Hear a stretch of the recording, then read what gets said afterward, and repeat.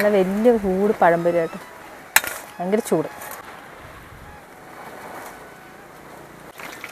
2 ദിവസമേ ഉള്ളൂ ഇവിടെ?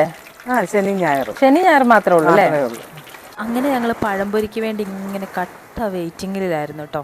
അങ്ങനെ വെയിറ്റ് ചെയ്തിരുന്നപ്പോൾ അതാ പഴംപൊരി കോരിയെടുത്തു. നല്ല കൊതിപ്പിക്കുന്ന മണം വരുന്നുണ്ടായിരുന്നു കേട്ടോ. പഴംപൊരി സൂപ്പർ, നല്ല അടിപൊളി പഴംപൊരി. നല്ല ചായയൊക്കെ കുടിച്ച് നമുക്കത് ഇവിടെ ഇങ്ങനെ ആസ്വദിച്ചിരിക്കാം കേട്ടോ.